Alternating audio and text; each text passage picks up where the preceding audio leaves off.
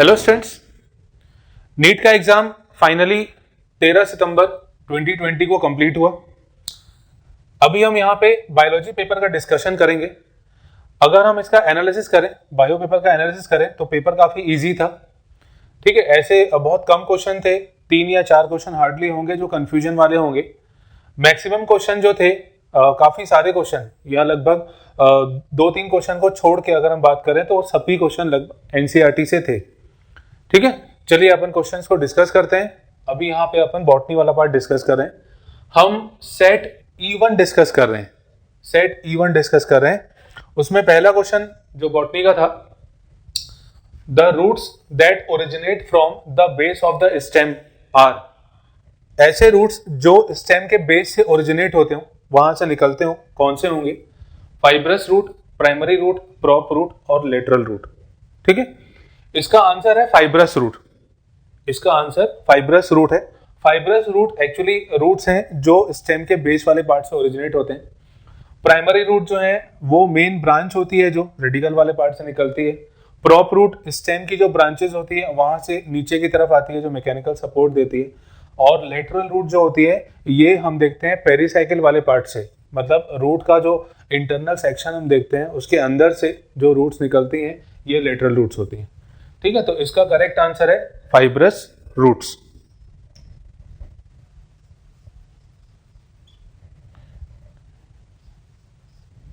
इसका correct option है fibrous root. Next question है, चूज द करेक्ट पेयर। इनमें से सही हमें सिलेक्ट करना है।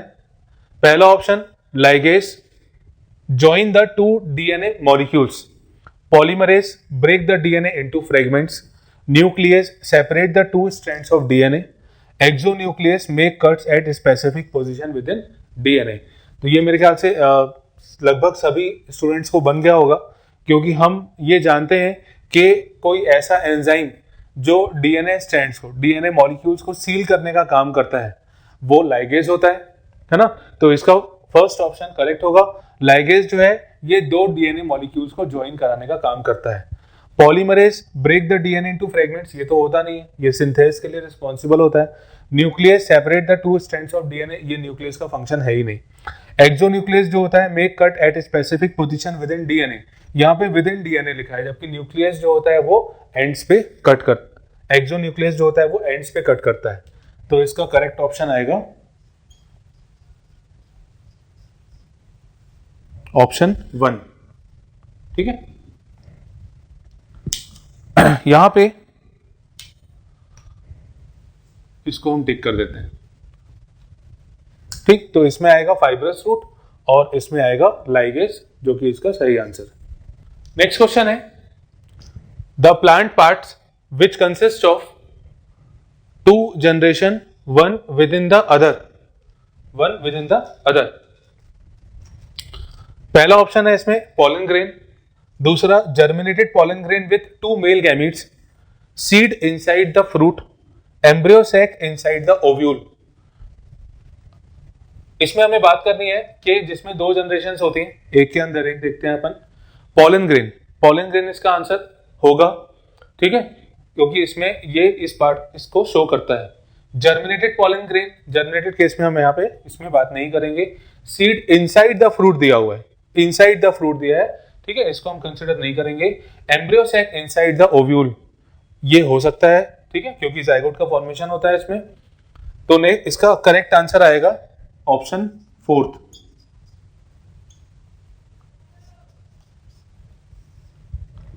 इसका सही आंसर ऑप्शन 4 यानी ए और D. The products of reaction catalyzed by nitrogenase in root nodules of leguminous plants are ammonia only, ammonia alone, nitrate alone, ammonia and oxygen, ammonia and hydrogen। Mineral nutrition वाले chapter में हमने पढ़ा है कि जो nitrogen fixation होता है उसमें जो एंजाइम होता है नाइट्रोजिनेज, यहाँ पे एंजाइम का नाम दिया हुआ है नाइट्रोजिनेज। नाइट्रोजिनेज की एक्टिविटी के कारण जो प्रोडक्ट्स बनते हैं उनकी बात यहाँ पूछी गई है। ठीक है, तो हमने एनसीईआरटी बुक में आपने देखा होगा मिनरल न्यूट्रिशन वाले चैप्टर में जो नाइट्रोजन फिक्सेशन वाला पार्ट दिया हुआ है उसमें बकायदा रिएक्शन लिखी हुई है, उसमें रिएक्शन लिखी हुई है कि नाइट्रोजन जो होता है वो प्रोटॉन सोर्स की प्रेजेंस में, ठीक है, जो एडीपी की प्रेजेंस में कुछ सब्सटेंसेस का फॉर्मेशन करता है जिसमें अमोनिया और हाइड्रोजन भी होता है। यानी फाइनल जो प्रोडक्ट के रूप में जो कंपाउंड्स यहाँ बनते हैं, जो बेसिकली सब्सटेंसेस मिलते हैं, ये होते हैं अमोनिया और हाइड्रोजन। ये तो सीधा सीधा रिएक्शन से ही पूछा गया, तो इसका करेक्ट आंसर है ऑप्शन 4।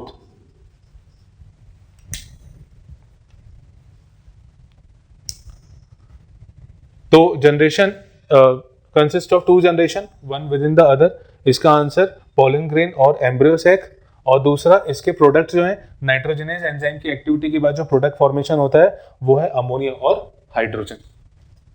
नेक्स्ट क्वेश्चन है, identify the correct statement with regard to G1 phase यानी gap 1 phase of interphase. G1 के बारे में हमें करेक्ट पॉइंट इसमें चुनना है, ठीक है। पहला, डीएनए सिंथेसिस और रेप्लिकेशन टेक्स प्लेस, तो ये तो होगा नहीं क्योंकि डीएनए का सिंथेसिस और रेप्लिकेशन जो होता है वो एस फेज में होता है। Recognition of all cell component takes place, ये भी इस फेज में नहीं होता, ठीक है। Cell is metabolically active, grow but does not replicate its DNA, ये बिल्कुल करेक्ट ऑप्शन है इसका। सेल इसमें मेटाबॉलिकली एक्टिव होती है क्योंकि प्रोटीन का सिंथेसिस होता है, कुछ अमाउंट में आरएनए भी बनता है, ग्रो करती है, डेवलप होती है, पर डीएनए रेप्लिकेशन नहीं होता क्योंकि वो तो एस फेज में होता है। न्यूक्लियर डिवीजन टेक्स प्लेस, इसमें न्यूक्लियस का डिवीजन नहीं होता क्योंकि वो लेटर स्टेजेस में यानी एम फेज में देखा जाता है। तो इसका सही आंसर है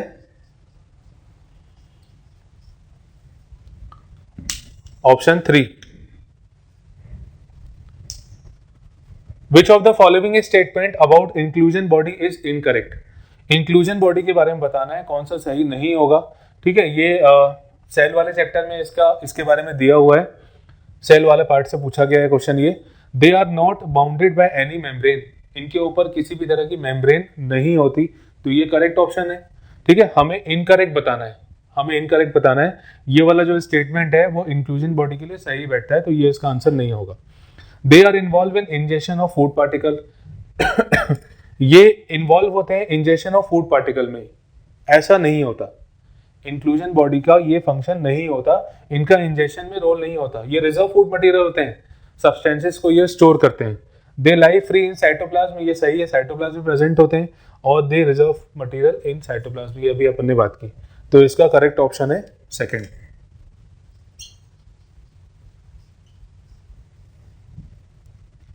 ठीक है, तो इसका cell is metabolically active, grow but does not replicate, और इसका they are involve in injection of food particle, ये इंक्लूजन बॉडी के लिए इनकरेक्ट। नेक्स्ट क्वेश्चन है, which is the important site of formation of glycoprotein and glycolipid in eukaryotic cell.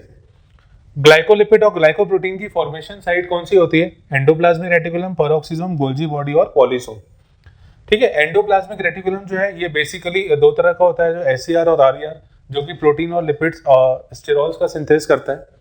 Peroxisome में इसका कोई role नहीं, ग्लाइकोलिपिड ग्लाइकोप्रोटीन्स के formation से इसका कोई रिलेशन नहीं है। गोल्जी बॉडी का मेन फंक्शन होता है, गोल्जी बॉडी का जो मेन फंक्शन होता है सिक्रीशन और पैकेजिंग के साथ ग्लाइकोप्रोटीन और ग्लाइकोलिपिड के फॉर्मेशन का, तो इसका सही आंसर गोल्जी बॉडी आएगा। ठीक है, पॉलीसोम्स जो है इनमें बेसिकली ये प्रोटीन सिंथेसिस के लिए होते हैं, तो इसका सही आंसर है ऑप्शन 3। ग्लाइकोलिपिड और ग्लाइकोप्रोटीन के लिए गोल्जी बॉडी रिस्पॉन्सिबल।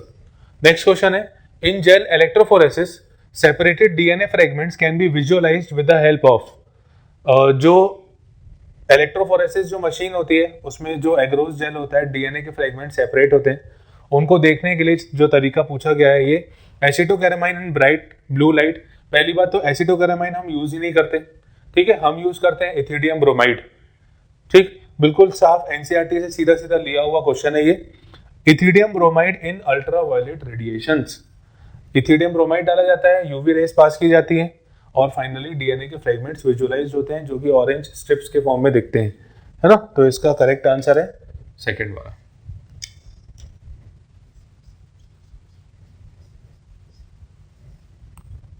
तो ग्लाइकोलिपिड और ग्लाइकोप्रोटीन फॉर्मेशन के लिए गोल्जी बॉडी और डीएनए के फ्रेगमेंट्स को देखने के लिए इथिडियम ब्रोमाइड यूज की जाती है, अल्ट्रावायलेट रेडिएशंस पास की जाती है। नेक्स्ट क्वेश्चन है, रे फ्लोरेट्स हैव, ये रे फ्लोरेट्स मतलब सनफ्लावर वाला पार्ट की बात कर रहे हैं। सनफ्लावर में जो रे फ्लोरेट्स होती हैं उनमें क्या होता है, inferior ovary, superior ovary, hypogynous और हाफ इंफीरियर ओवरी। जो सनफ्लावर के रे फ्लोरेट्स होते हैं उनमें इंफीरियर ओवरी, ठीक है, यानी एपिगाइनस कंडीशन देखी जाती है। तो इसका करेक्ट आंसर है फर्स्ट वाला।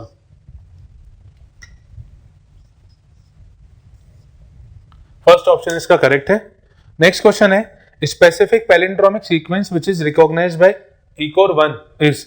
पैलिंड्रोमिक सीक्वेंस मतलब जिसको हम 5 to 3 इस डायरेक्शन में और इस डायरेक्शन में पढ़ते हैं सेम आता है, ठीक है। हालांकि यहाँ पे जो सीक्वेंसेस है वो सब ऐसे ही है, पर ये स्पेसिफिक इकोर 1 के लिए पूछा है। तो इकोर 1 के लिए स्पेसिफिक सीक्वेंस जो होता है वो होता है GAATTC। GAATTC, तो अब इसमें देख लेते हैं GAATTC कौन सा है। फर्स्ट ऑप्शन इसका करेक्ट आएगा, ठीक है। तो इसका आंसर है फर्स्ट वाला GAATTC, और फिर इसका रिवर्स ऑर्डर में यहाँ पे GAATTC, ये इसका करेक्ट आंसर। नेक्स्ट क्वेश्चन है, identify wrong statement with respect to restriction enzyme. Restriction enzyme के रिस्पेक्ट में हमें एक गलत स्टेटमेंट जो यहाँ दिया हुआ है वो सिलेक्ट करना है। पहला ऑप्शन है, each restriction enzyme functions by inspecting the length of DNA sequence.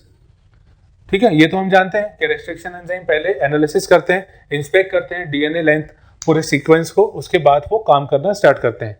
They cut the strand of DNA at palindromic sequence, ये भी बिल्कुल सही है। पैलिंड्रोमिक सीक्वेंस मिलता है तो फिर वो उसको कट करते हैं। They are useful in genetic engineering, बिल्कुल सही है।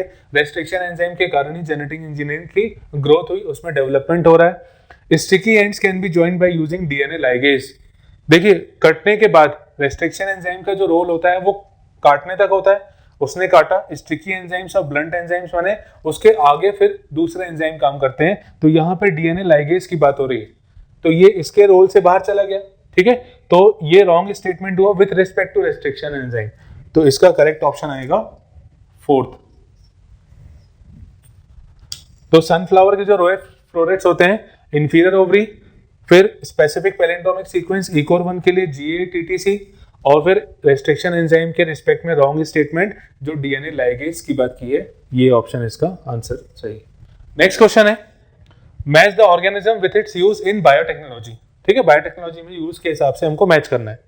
Bacillus thuringiensis, cloning vector, Thermus aquaticus, ये सामने दिया हुआ है, एग्रोबैक्टीरियम और साल्मोनेला। ये ऑर्गेनिज्म बायोटेक में तो यूज होते हैं। हमें 2-3 के बारे में, अगर 1-2 के बारे में भी पता हो तो इसमें हम आसानी से ऑप्शन मैच कर सकते हैं। देखिए, हमें पता है बेसिलस थोरेंजेंसिस क्राई प्रोटीन का फॉर्मेशन करता है। बेसिलस थोरेंजेंसिस क्राई प्रोटीन का फॉर्मेशन करता है, ठीक है। तो फर्स्ट का फोर्थ ऑप्शन हो गया। अगर हम फर्स्ट में ही देखें तो फोर्थ ऑप्शन एक ही मैच कर रहा है, ये सेकेंड वाला।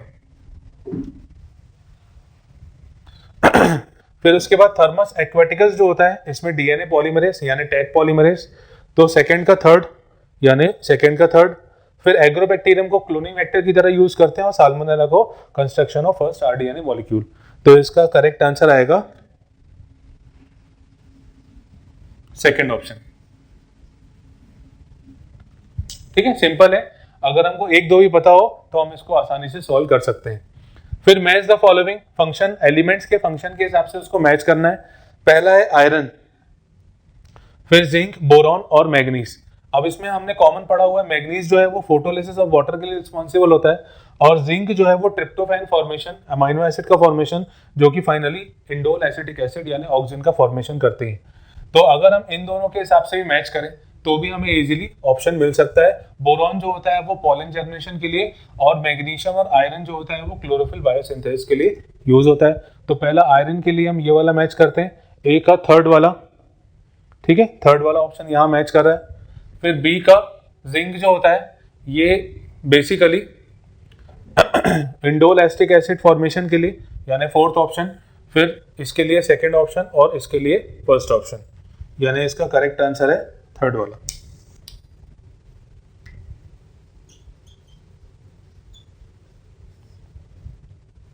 ठीक है, तो इसका आंसर सेकंड और इसका आंसर थर्ड। नेक्स्ट क्वेश्चन है, आइडेंटिफाई द इनकरेक्ट स्टेटमेंट। ठीक है, इनकरेक्ट स्टेटमेंट बताना है। Heartwood does not conduct water but give mechanical support. ठीक, ये चाहिए। Sapwood is involved in conduction of water and mineral from root to leaf. ठीक है, sapwood is inner most secondary xylem and is lighter in colour. ठीक, due to deposition of tannin, resin, oil etcetera, heartwood is darker in colour. हमें इसमें incorrect statement select करना है चारों में से। तो सैपवुड जो होता है ये एक्चुअली आउटर पार्ट होता है, सैपवुड जो होता है ये एक्चुअली आउटर पार्ट होता है, और इसमें लिखा है कि it is innermost secondary xylem, इसलिए इसका आंसर है थर्ड ऑप्शन। नेक्स्ट क्वेश्चन है, first phase of translation is. सबसे पहले ट्रांसलेशन में जो पहला फेज होता है ये होता है अमाइनो एसाइलेशन ऑफ टीआरएनए, है ना। देखिए हम जानते हैं पहले अमाइनो एसाइलेशन होता है, फिर चार्जिंग होती है, और उसके बाद फिर मैकेनिज्म इसका स्टार्ट होता है। तो इसमें आंसर आएगा third option, aminoacylation of tRNA, ये पहला फेज है। Which statement is not correct, गलत इसमें बताना है हमें। In man insulin is synthesised as proinsulin, बिल्कुल ठीक है क्योंकि 3 चेन होती है उसमें। Proinsulin has extra peptide chain called C peptide, ठीक है, ए बी और सी एक्स्ट्रा पेप्टाइड चेन है। Functional insulin has A and B chain link together bye hydrogen bond, ये गलत है क्योंकि हाइड्रोजन बॉन्ड से लिंक नहीं होती है, ये डाइसल्फाइड बॉन्ड से लिंक होती है। तो इसका आंसर आएगा थर्ड। फोर्थ ऑप्शन भी सही है, genetic engineering insulin is produced in E coli, experiment में ई कोलाई में डीएनए का सीक्वेंस इंट्रोड्यूस कराया गया था, तो ये भी सही है। तो इसमें आंसर है थर्ड ऑप्शन। नेक्स्ट क्वेश्चन है, the transfer section of plant shows following anatomical features. ये कुछ फीचर्स दिए गए हैं और इसमें हमें फिर बताना है कि इन फीचर्स के हिसाब से कौन सा करेक्ट ऑप्शन ये दिया गया है, ठीक है। पहला, large number of scattered vascular bundles surrounded by bundle sheath, vascular bundle scattered form में और बंडल शीथ की covering. Large conspicuous parenchymatous ground tissue होती है, पेरेन्काइमेटस ग्राउंड टिश्यू यहाँ पे इंपॉर्टेंट पॉइंट। वस्कुलर बंडल्स जो है कॉन्जॉइंट और क्लोज्ड हैं, देखिए क्लोज्ड है, क्लोज मतलब सेकेंडरी ग्रोथ नहीं होगी, सेकेंडरी ग्रोथ नहीं होगी मतलब मोनोकॉट स्ट्रक्चर इसमें होगा। फ्लोएम पेरेन्काइमा एब्सेंट होता है, ठीक है। तो ये बेसिकली देखिए रूट्स में तो रेडियल वस्कुलर बंडल्स होते हैं और वहां पे सेकेंडरी ग्रोथ होती है डाइकॉट के केस में, मोनोकॉट में सेकेंडरी ग्रोथ नहीं होती। तो यहाँ पे जो फीचर्स है ये मैच कर रहे हैं मोनोकॉट स्टेम से, तो इसका करेक्ट ऑप्शन है मोनोकॉट स्टेम।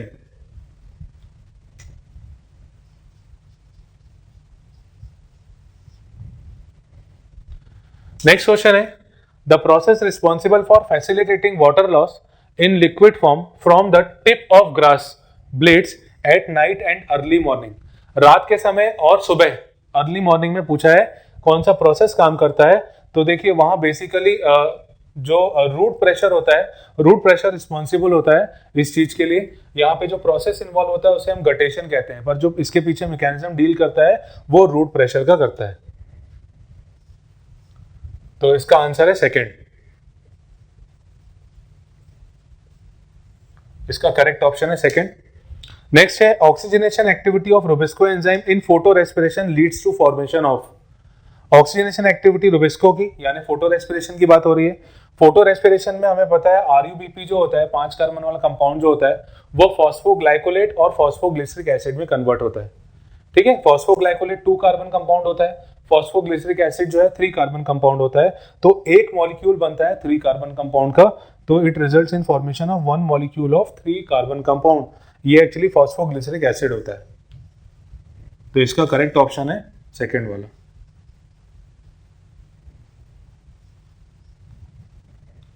ठीक है, तो इसका मोनोकॉट स्टेम, यहां पे रूट प्रेशर और 1 molecule of 3 carbon compound. Next question है, BT cotton variety that have developed by the introduction of toxin gene of Bacillus thuringiensis is resistant to.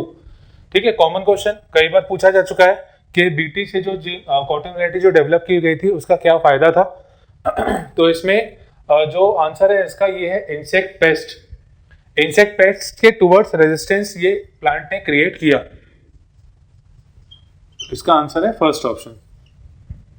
ठीक है, इसका आंसर फर्स्ट ऑप्शन है। Next है, floridean starch has structure similar to. Floridean starch का जो structure होता है ये एक किसके जैसा होता है, तो इसका ऑप्शन आएगा अमाइलोपेक्टिन एंड ग्लाइकोजन। अमाइलोपेक्टिन और ग्लाइकोजन जो होता है ये फ्लोरिडिन स्टार्च के जैसा होता है। इसका करेक्ट आंसर है सेकंड ऑप्शन। ठीक है, तो ये तो कॉमन चीजें जो अपन पढ़ते रहते हैं, ये वही सारी चीजें इसमें कुछ समझाने के लिए नहीं है। नेक्स्ट है, मैच द फॉलोइंग।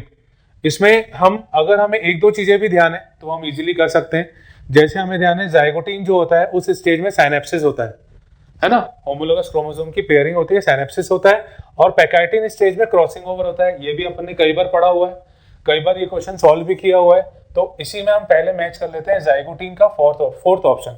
देखिए पहले में फोर्थ ऑप्शन यहीं पे बस दिख रहा है, फिर पैकाइटिन का क्रॉसिंग ओवर है ना, डिप्लोटीन का सेकंड ऑप्शन चायस्माटा, और डायकाइनेसिस का टर्मिनलाइजेशन। तो इसका आंसर हो गया second option. Next, which of the following is example of pair of unicellular algae. Unicellular algae मतलब ग्रीन एल्गे की बात होती है, यूनिसेल्युलर एल्गे मतलब ग्रीन एल्गे की बात हो रही है। और ग्रीन एल्गे में यहाँ पे जो आपको एग्जांपल दिख रहा है वो सिर्फ एक ही दिख रहा है, क्लोरेला एंड स्पाइरुलिना। तो इसका करेक्ट ऑप्शन यही है ना, इसका आंसर हो जाएगा chlorella and spirulina that have developed by the match the following. इसमें चार ऑप्शन दिए, सामने भी चार पार्ट, इसमें हमें मैच करना है सेम वैसे ही जैसे अभी तक अपन ने सॉल्व किया। मैच द फॉलोइंग इस बार काफी इजी थी क्योंकि कंफ्यूजन वाले क्वेश्चन नहीं थे। देखिए बीटी कॉटन जो है, ये बीटी मतलब बेसिलस थोरेंजेंसिस है ना, एडिनोसिन डीएमिनेज डेफिशिएंसी, इसको हम जीन थेरेपी के लिए यूज करते हैं। तो अगर ये दो ही ऑप्शन आपको ध्यान होंगे, याद होंगे तो बन जाएगा। पहले ही ऑप्शन अगर पता होगा तो ये इजीली हम कर सकते हैं। पहले का फोर्थ ऑप्शन है, फोर्थ ऑप्शन कहीं पे है ही नहीं, मतलब पहले ही ऑप्शन इसमें करेक्ट है। इसका आंसर है फर्स्ट वाला। नेक्स्ट है which of the following is correct about viroid. Viroid के केस में बताना है, वायरॉइड में फ्री इन्फेक्शियस आरएनए होता है, ठीक है, फ्री इन्फेक्शियस आरएनए होता है विदाउट प्रोटीन कोड, इसमें प्रोटीन की कवरिंग नहीं होती। तो इसका करेक्ट आंसर आएगा सेकंड वाला।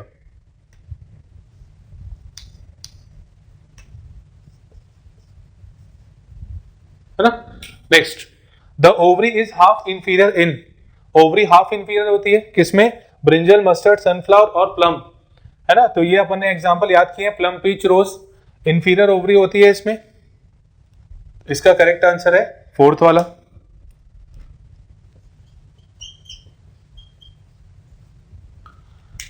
How many true breeding P plant varieties did select bye Mendel, जिसमें कॉन्ट्रास्टिंग ट्रेड देखा जाता है। तो ये तो अपन ने कितनी बार पढ़ा है, ये क्वेश्चन कितनी बार पूछा जा चुका है।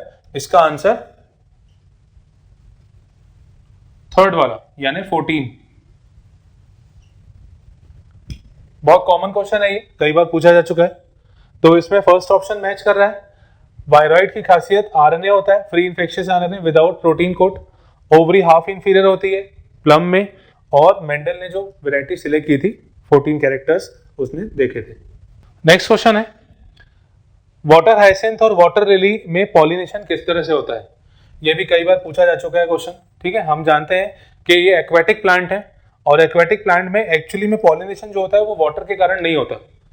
तो वाटर वाला ऑप्शन तो अपन बाहर कर देंगे, है ना। तो तीन ऑप्शन तो बाहर हो गए ऑलरेडी, कि वाटर करंट, वाटर ये सब, यानी पॉलिनेशन जो होता है वो इंसेक्ट्स और विंड के थ्रू होता है, ठीक। तो इसका आंसर है फर्स्ट ऑप्शन, ये इसका करेक्ट आंसर। नेक्स्ट है, name the plant growth regulator. ये हमें एक प्लांट ग्रोथ रेगुलेटर का नाम बताना है जो शुगर केन की लेंथ को बढ़ाता है, शुगर केन की लेंथ को बढ़ाता है, जिससे शुगर केन यील्ड बढ़ जाती है, ठीक है। शुगर केन यील्ड बढ़ जाती है, शुगर केन की लेंथ को बढ़ाता है। स्टेम में जो होता है, स्टेम बेसिकली उसकी लेंथ को बढ़ाता है। साइटोकाइनिन, जिब्रेलिन, इथाइलिन और एब्सिसिक एसिड। तो शुगर केन की लेंथ को बढ़ाने वाला जो हार्मोन है दैट इज जिब्रेलिन। एनसीईआरटी में साफ साफ लिखा हुआ है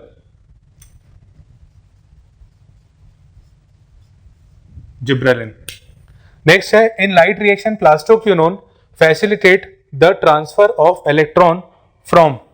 देखिए यहाँ पे एक्चुअली कोई भी ऑप्शन जो है वो प्रॉपर मैच नहीं करना, थोड़ा सा सोचना पड़ेगा। ये कंफ्यूजन वाला क्वेश्चन हो सकता है, ठीक है। हमें इसमें यहाँ पे थोड़ा सा ध्यान रखना पड़ेगा।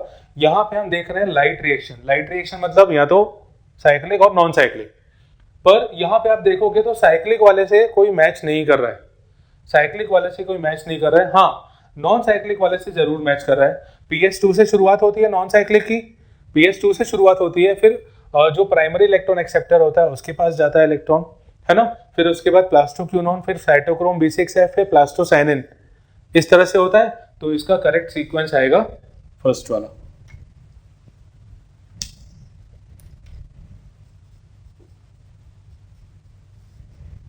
PS2 से cytochrome B6F। Which of the following substance is not as an inhibitory substance governing to seed dormancy? यानी कौन सा इनहिबिटरी सब्सटेंस नहीं है। देखिए बाकी सारे तो हमें पता है कि इनहिबिशन कॉज करते हैं, जिब्रेलिन जो होता है वो बेसिकली इस चीज में इन्वॉल्व नहीं होता है, इनहिबिशन में इन्वॉल्व नहीं होता है। तो इसका आंसर आएगा जिब्रेलिक एसिड।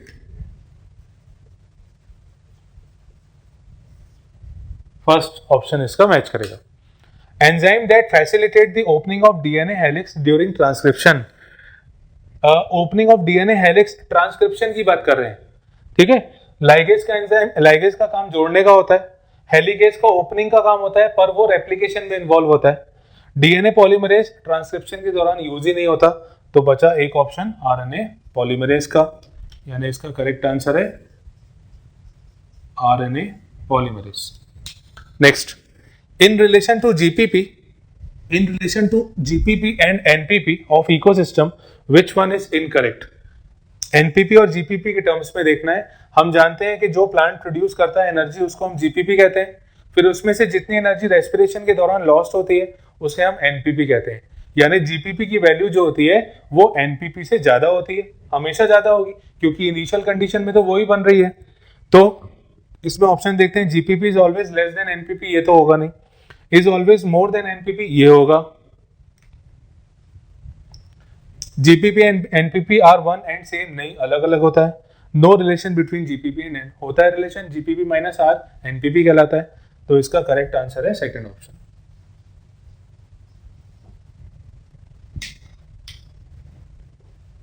नेक्स्ट क्वेश्चन है, स्ट्रोबिलाई और कोन्स आर फाउंड इन, बिल्कुल सीधा सीधा एनसीईआरटी से लिया हुआ क्वेश्चन, इक्विसेटम, है ना, इसमें कुछ सोचने की जरूरत ही नहीं है। Next, some dividing cell exit cell cycle and enters vegetatively in inactive phase, that is quiescent phase. This process occurs at the end of, हमें ध्यान है जीवन के बाद G0 आता है, क्यूसेंट फेज की बात कर रहे हैं, मतलब G0 की बात कर रहे हैं, तो ये जीवन के बाद आता है ना। तो इसका आंसर आएगा सेकंड, G1 फेज के बाद फिर G0 फेज आता है। Next, if the distance between two consecutive bases 0.34 nanometre, number of base pair भी दिए हुए हैं, तो लेंथ ऑफ डीएनए बताना है। देखिए ये तो अपने नॉर्मल स्टैंडर्ड लेंथ है 0.34 नैनोमीटर, ये भी स्टैंडर्ड नंबर ऑफ बेसिस है 6.6 × 10⁶, मतलब किसी भी तरह से वैल्यू में चेंज नहीं किया गया है। और वैल्यू में चेंज नहीं किया गया है तो आप सीधे इसको जो आंसर हमारा आता है 2.2 मीटर डीएनए की लेंथ, ये भी आप सीधे आंसर इसमें टिक कर सकते हैं। और नहीं तो इसको आप सॉल्व करेंगे, दोनों को मल्टीप्लाई करेंगे तो 2.2 आंसर ही आएगा, ठीक है, एज इट इज। मतलब इसमें सॉल्व करने की जरूरत भी नहीं थी, क्योंकि सारी जो वैल्यूज है वो फिक्स है, वो अनचेंज है, मतलब कोई बदल की वैल्यू नहीं दी गई है। विच स्टेटमेंट इज करेक्ट, ये बहुत इजी क्वेश्चन, ये भी पूछा जा चुका है। Adenine pair with thymine through two hydrogen bond, या थ्रू 1 हाइड्रोजन बॉन्ड, या 3 हाइड्रोजन बॉन्ड, और adenine does not pair with thymine. तो हमें पता है एडेनिन और थाइमिन के बीच में 2 हाइड्रोजन बॉन्ड्स होते हैं, ग्वानिन और साइटोसिन के बीच में 3 हाइड्रोजन बॉन्ड्स होते हैं। तो इसका करेक्ट आंसर है फर्स्ट वाला।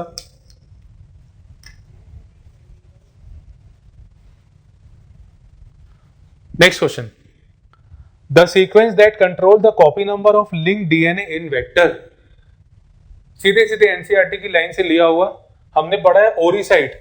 ओरिसाइट जो होता है वो कॉपी नंबर कंट्रोल करता है ना।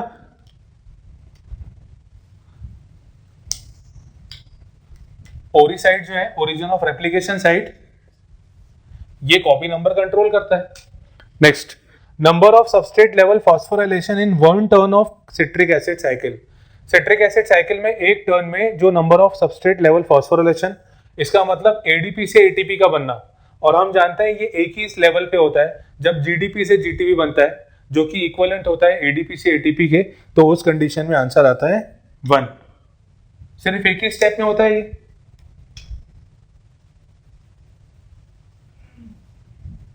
तो इसका आंसर 1 होगा।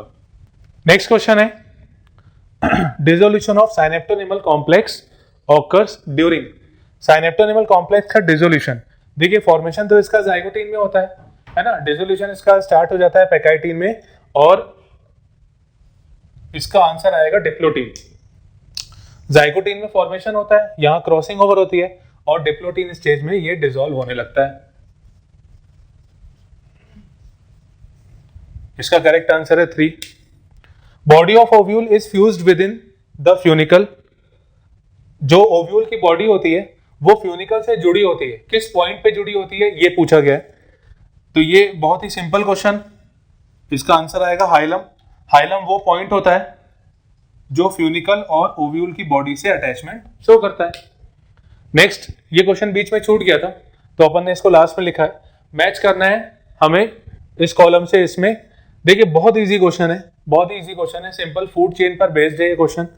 नॉर्मली आपको एक दो एग्जांपल भी अगर याद होंगे तो आप इजीली इसको बता सकते हैं, ठीक है। इस बार के मैच द कॉलम बहुत इजी थे, कहीं पे भी कोई मतलब उसमें अगर एक आध दो ऑप्शन भी आपको पता है तो आप इजीली उसमें मैच कर लोगे। यहाँ पे जैसे फॉर एग्जांपल हम फूड चेन में स्टार्टिंग से बात करते हैं, सबसे पहला प्लांट होता है, यानी फर्स्ट ट्रॉफिक लेवल प्लांट हो गया, यानी सी का फोर्थ ऑप्शन तो ये मैच कर गया, है ना, सी का फोर्थ ऑप्शन ये मैच कर गया। तो सी के फोर्थ ऑप्शन में अगर हम देखें तो हमें ये यहां मिलता है, यानी फर्स्ट ऑप्शन में मिल रहा है। अब इसमें हम देखते हैं जो फोर्थ ट्रॉफिक लेवल है, fourth trophic level highest trophic level, यानी सबसे टॉप लेवल का organism vulture. Second trophic level में फिर यहाँ पे रैबिट आ जाएगा, फर्स्ट ट्रॉफिक लेवल अपन ने अभी देखा और थर्ड ट्रॉफिक लेवल में क्रो। तो इसका एग्जैक्ट आंसर है